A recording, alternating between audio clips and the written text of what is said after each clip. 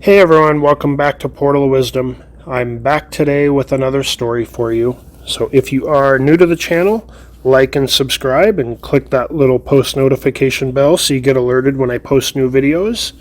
And now on to today's topic. Today we are going to talk about the Lost Three Skeletons Mine of Colorado. So in 1905, a prospector whose name we don't have recorded anywhere, he took his burrow into the southwestern Colorado mountains. And this burrow was loaded down with supplies, and this prospector had entered into the mountains near Bear Creek, Colorado, or along Bear Creek. And he had supplies to be out there for quite some time. So Bear Creek is located northeast of Durango, Colorado. So he had been in this area many times, but he was just managing to pan a little bit of gold here, a little bit there, just enough to barely get by and keep himself going. But he wondered if the gold might be coming from a little further up somewhere, and he wandered around a lot of the valleys around where he was panning and picking up some bits of gold here and there, and he ended up entering an unfamiliar valley after he had been in the area for quite a few days. In this valley, he found an abandoned mine shaft. So it appeared to be very old, and it had no appearance of being worked for quite some time. So he entered the shaft to explore around a bit, and as he explored, he found mining tools scattered about the tunnel floor, and they were very rusty, very old with time and age, and the timbers that were shoring up the mine tunnel also appeared to be very old, and a lot of them were rotting with age. He could tell the mine had been worked quite a bit, but it hadn't been worked for quite some time, maybe even centuries. So, a ways into the tunnel as he explored, he found two piles of gold and gold nuggets about a foot high. So, it appeared that they had possibly been in some kind of container at one time, and that container may have rotted away and left these piles of gold. So he had a couple of small ore sacks on his belt, and he filled them with this gold. And he said there was so much more that he could have filled his ore sacks many times over. So he wanted to see where this gold came from. So he wanted to explore further into the tunnel. But the problem was it was dark in this tunnel. So he needed to go back outside, and he fashioned a crude torch so he could light that and get a little further back in the tunnel and see what was back there. So he figured he would probably find a vein of gold in the back of the tunnel. So with the torch in hand, he entered the mine again. And as he got to the back of the mine, he stood paralyzed with what he saw. So at the back of the mine were the skeletons of three men. All that remained of them were bones and tatters of clothes hanging off of the skeletons. So he lost his composure.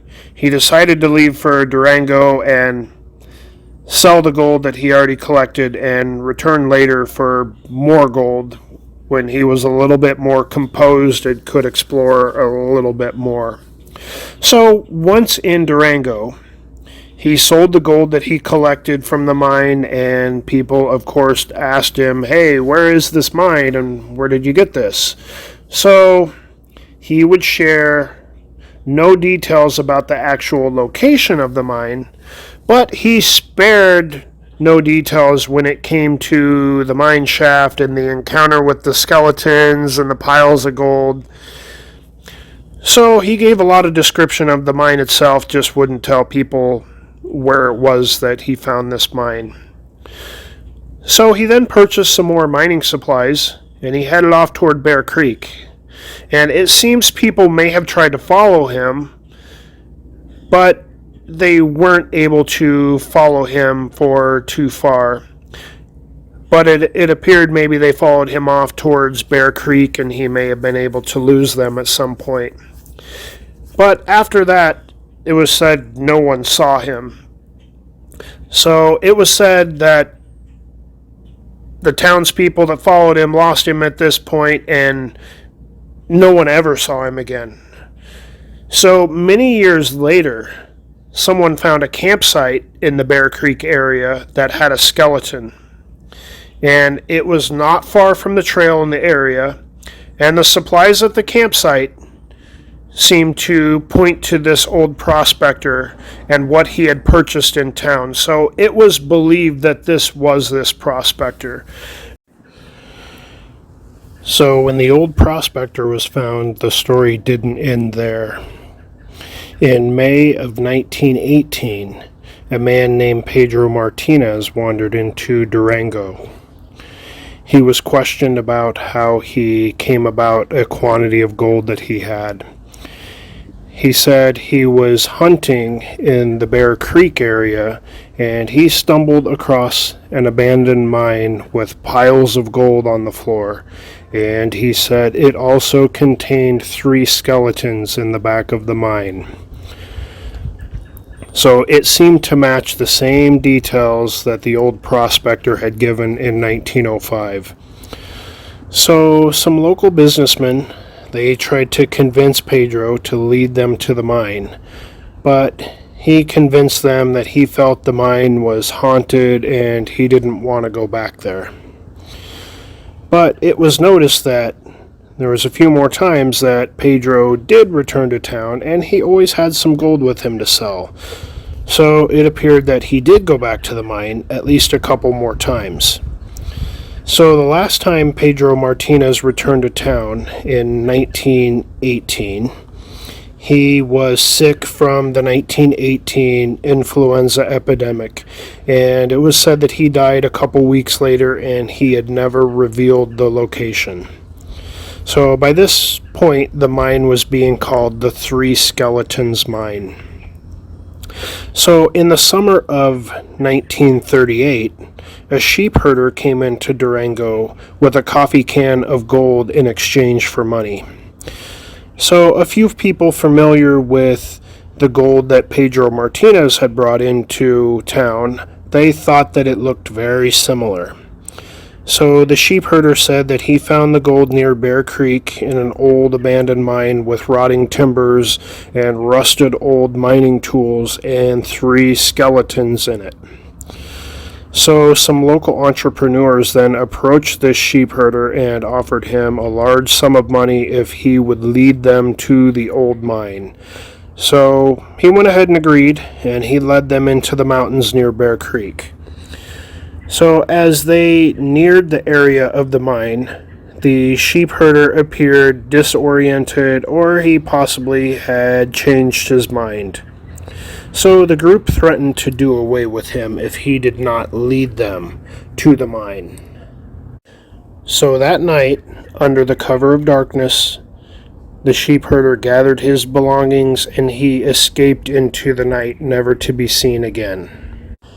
In 1945, a young man went into a Durango cafe, and he had in his possession a large quartz-bearing rock about 1 foot long by 6 or so inches thick, and it had webbing of what appeared to possibly be gold running through it. So he asked the store owner if this could be gold, and the owner thought that it looked like it could be. And the young man told the story of excavating it from an old mine near Bear Creek. He said if it was really gold, then there was enough to make many men rich. He said the mine contained old tools and, you guessed it, 3 skeletons. So, overhearing the conversation, an older gentleman that was in the cafe and finishing his lunch, he came over to look at the rock. He examined it and he said it contained fool's gold. So the man claimed to be a geologist, so people took his word as fact. And the restaurant owner, he went ahead and allowed the young man to eat, and he took the quartz rock and he put it up on the shelf behind the counter. So a few years later, a man was dining in the restaurant, and he spotted the rock behind the counter on the shelf, and he asked if he could have a look at it. And he examined it for a while, and then he asked where it came from. And he was told the story about the young man's find and the three skeletons mine and all of those details. And the man examining the rock said that no real geologist would make such a mistake and call this fool's gold. He said it was one of the most pure forms of gold in the vein in that rock that he had ever seen, and he said it would assay out at a very high grade and high value. Of course, by this point, no one knew what happened to the young man that originally brought it in. So at this point, as far as anyone knows, the mine may still be out there in some remote valley or mountainside near Bear Creek, Colorado. And that is the story of the Three Skeletons Mine of southwestern Colorado.